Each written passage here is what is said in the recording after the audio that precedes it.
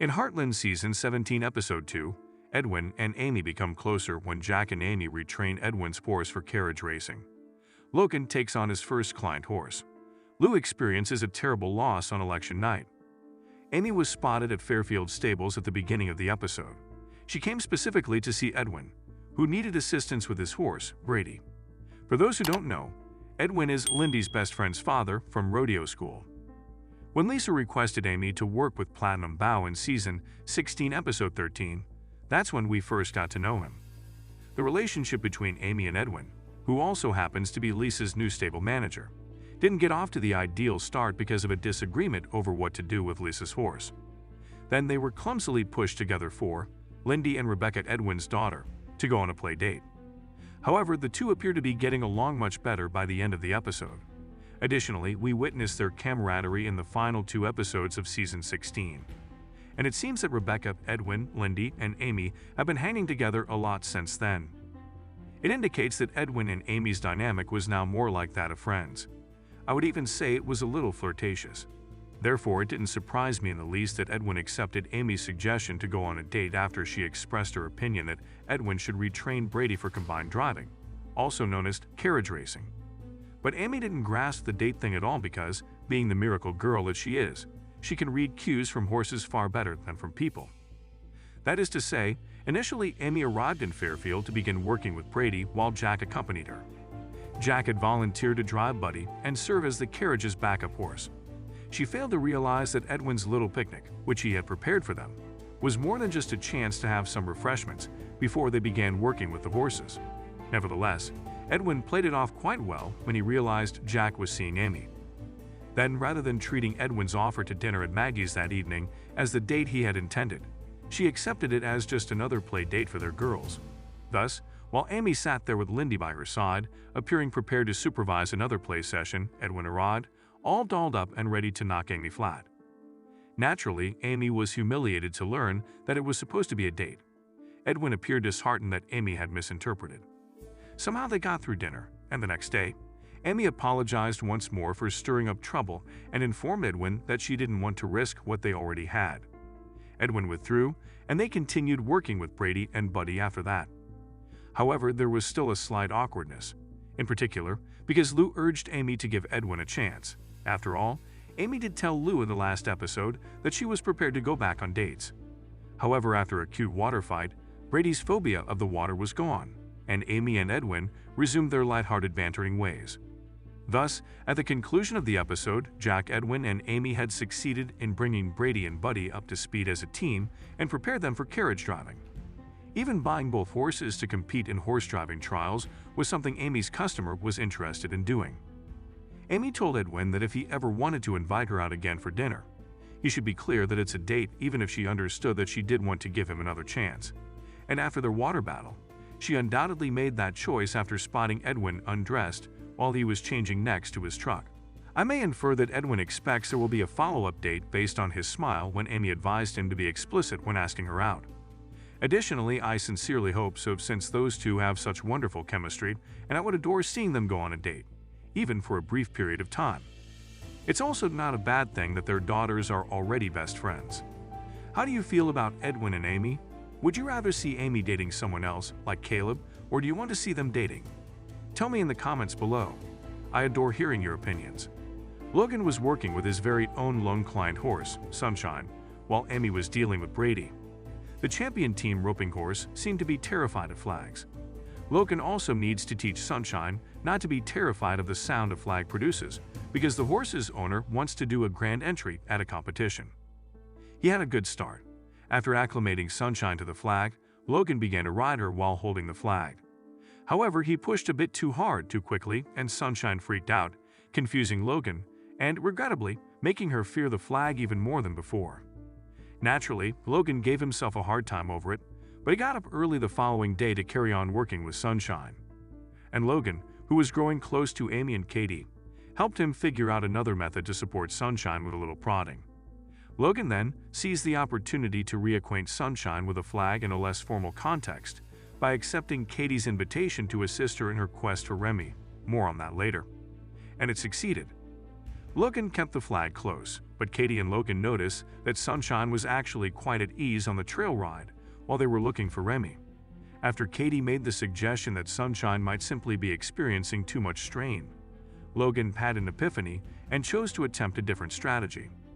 Logan was holding the flag, but that didn't stop Sunshine from galloping with him when they returned to the ranch, regretfully without Remy. It appears that the secret was to acquaint Sunshine with the flag in a more laid-back environment. Logan should be able to maintain this newfound confidence from working alone and succeeding with his first client horse.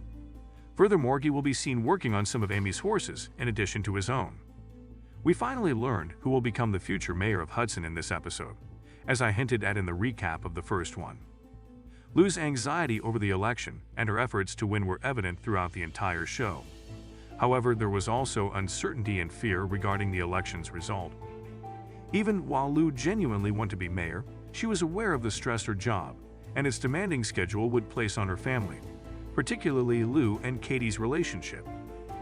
We have witnessed the difficult mother-daughter connection in previous seasons, and Lou's constant business was a major contributing factor in why things were the way they were. Lou admitting her fear to her father was incredibly comforting. Naturally, Lou had a pep talk from Tim, the campaign manager, about her mere nervousness on the big day. Lou wasn't entirely understanding Tim's metaphor about the rodeo, but it did prepare him to go knock on more doors before the voters cast their ballots. Lou was reminded once more of the influence her first term as mayor had on the neighborhood on election day when she walked out to say goodbye to her constituents. When the time came to hear the results, she was prepared to face the music. But regrettably, she was defeated, not by a mere dozen votes. Lou was urged to demand a recount by an enraged Tim.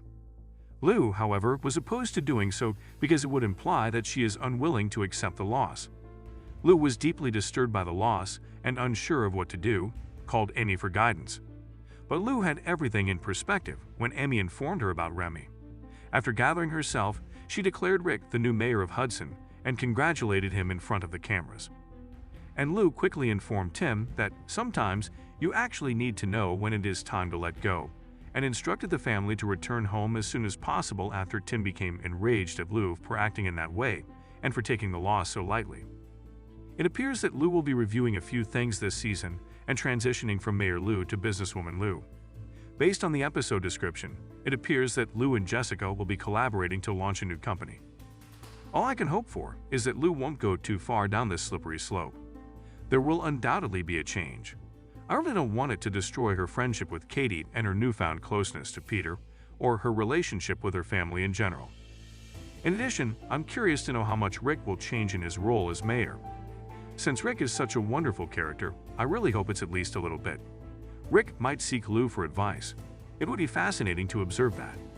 Speaking of Remy, you are already aware that the family will be dealing with a loss in this episode if you have read the synopsis. Yes, regrettably, we witnessed the Bartlett Fleming family bid farewell to Remy, the family dog, in this episode. Lindy and Remy went for a stroll around the ranch at the beginning of Heartland Season 17, Episode 2. But after Lindy informed Jack that Remy would no longer be eating her dog food, the two of them cooked her favorite meal, chicken, for the dog. That didn't look good enough for me already, so when Amy later in the episode inquired whether anyone had seen Remy, I knew something wasn't going to end well. Wanting a break from writing a short story for a contest she's entering, Katie offered to look for Remy. However, she kept looking and found no Remy. From the ranch home, she and Logan even ventured out on horseback to conduct additional searches. But even that was ineffective. Ultimately, on election night, Amy rode to a favorite picnic area on their land where Remy used to hang around and discovered her other unconscious and gasping for air. Then, in a panic, Lou called Amy, who informed her that Remy had left. The family came together at the picnic area early the following day to honor Remy and share memories of all the happy and hard times Remy has supported them. This narrative was incredibly tragic. However, one that the show most likely had to tell because Amber Marshall's dog, who portrayed Remy on the episode, actually died last Christmas at the age of 12. Heartland was able to pay tribute to Amber's dog while also providing viewers with a touching and ultimately heartwarming plot that improved this episode and advanced the narrative that Season 17 is attempting to portray. The fact that Katie took her writing more seriously this season was very encouraging. What she first found enjoyable to do during the previous season may perhaps become her career. Furthermore, Even though Katie was having a little bit of a writer's block during this episode, she still had the idea for her short tale by the end and only needed to put it on paper.